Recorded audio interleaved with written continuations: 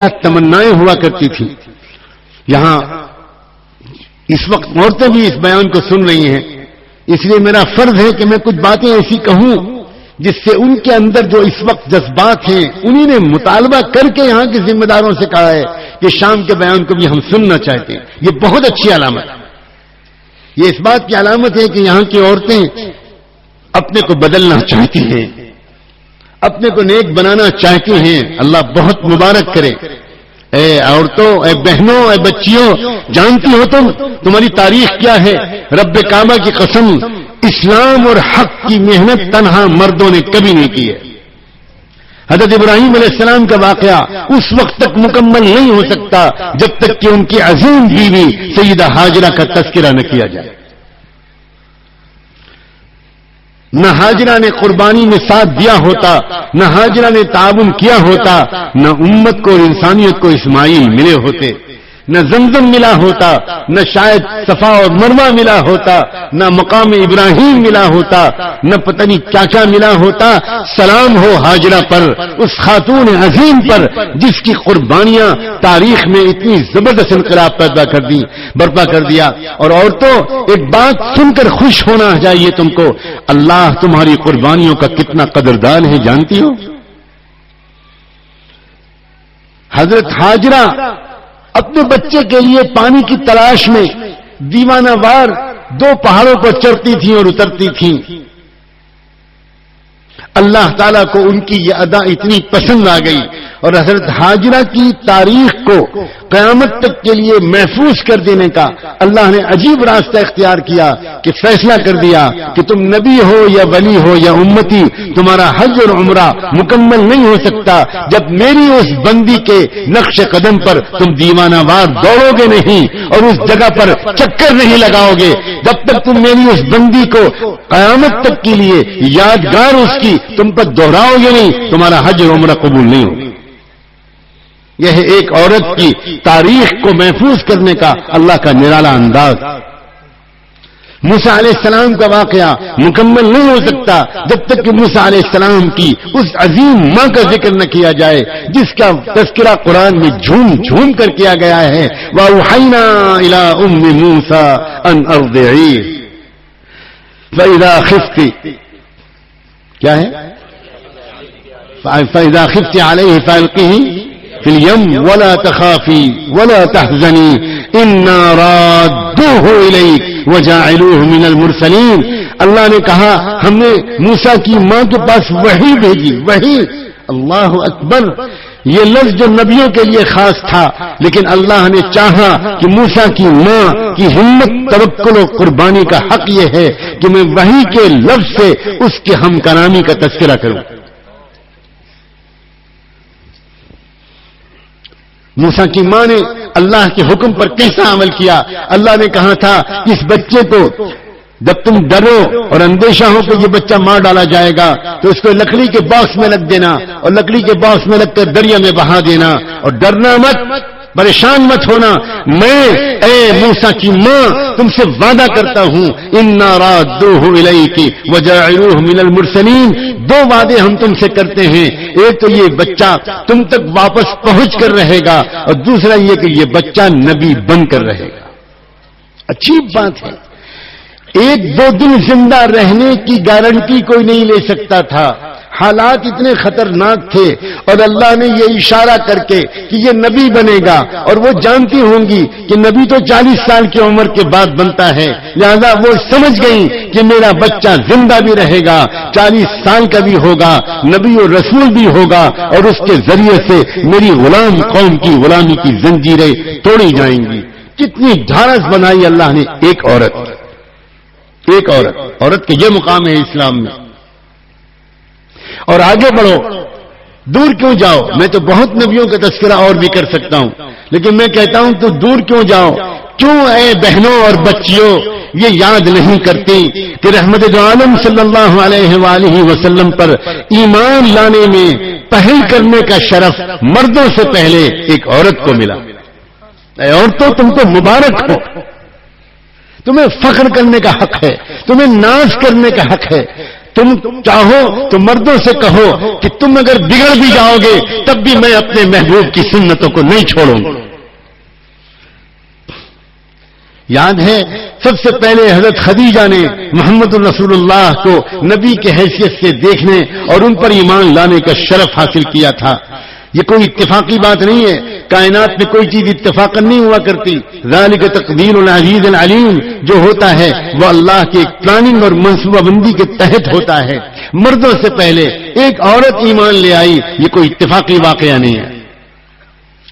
اور آگے بڑھو، مکے کی زمین پر جو پہلی لاش تڑپی تھی، جو پہلا خون بہا تھا، جو پہلی کسی ہستی نے اسلام پر قربان ہونے کا ثبوت دیا تھا، وہ بھی مردوں سے پہلے ایک عورت کا خون بہا تھا.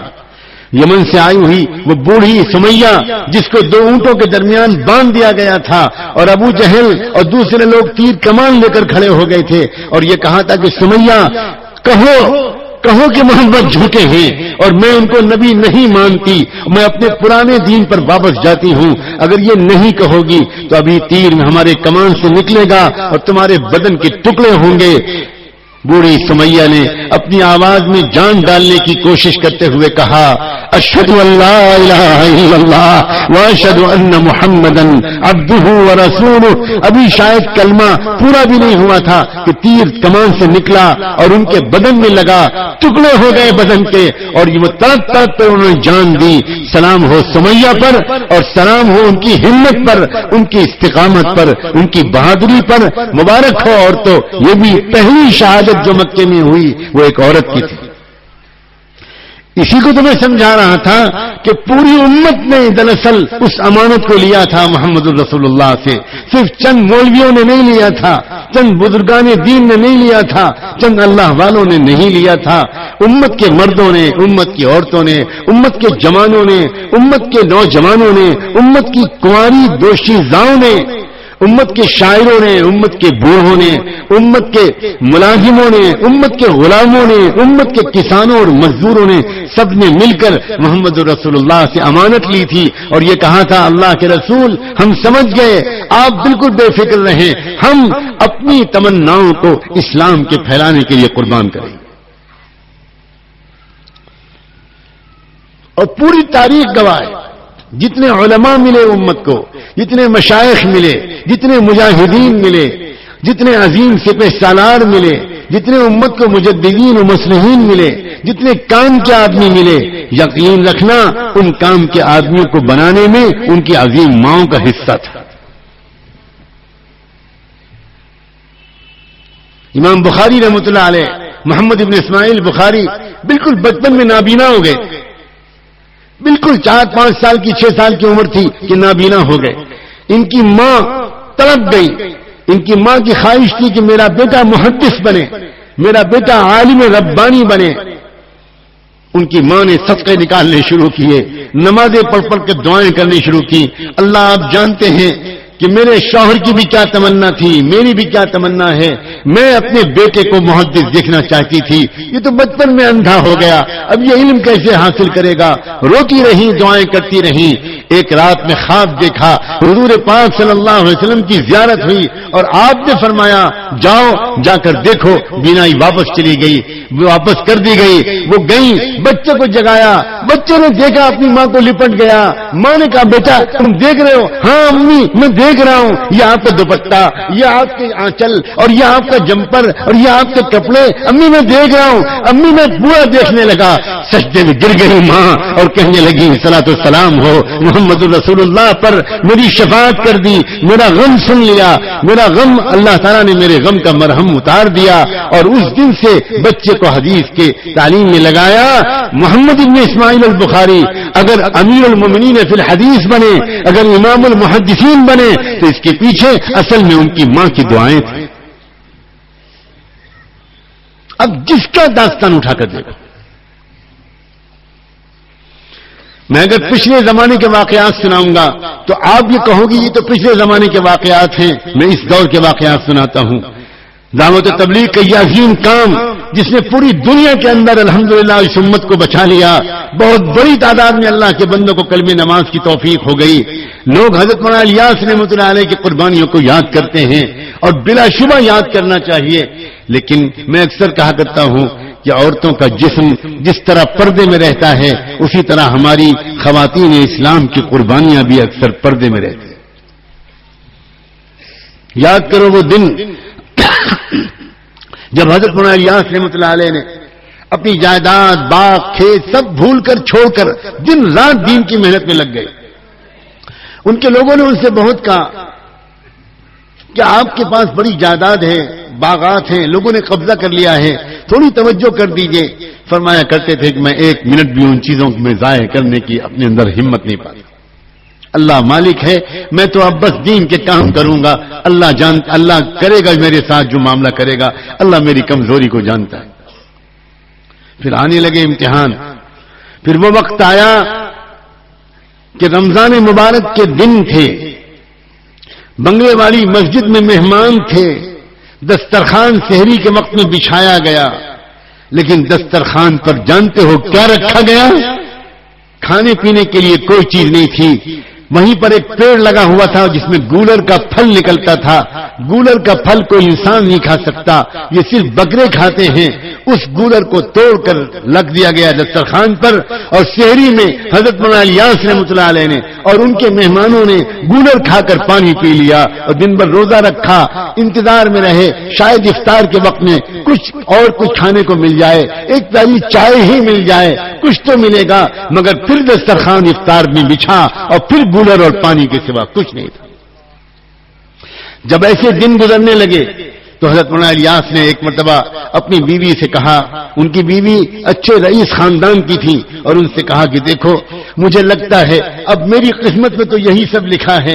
میں نہیں چاہتا کہ میری وجہ سے تم کو تکلیف پہنچے. میں خوشی خوشی تم کو آزاد کر دوں گا, کوئی تحفہ دے سکوں گا تو دے دوں گا, تم کو طلاق دے دوں گا, تم چلی جاؤ اپنے میکے واپس. اور پھر عدت گزارنے کے بعد میری دعا ہے کسی کھاتے پیتے انسان کے ساتھ تمہارا نکاح ہو. تم یہ تکلیف کب تک برداشت کرو گی؟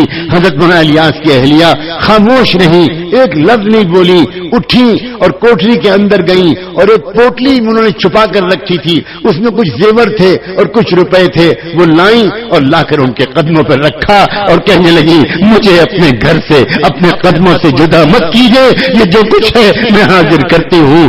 سلام ہو اس اللہ کی بندی پر, سلام ہو اس کے عزم و قربانی پر. کیا پتا اس قربانی کو قبول کر کے اللہ نے پورے دعوت والے کام کو قبول کیا. علماء کرام کیوں نہیں جانتے اور یاد رکھتے اس واقعے کو؟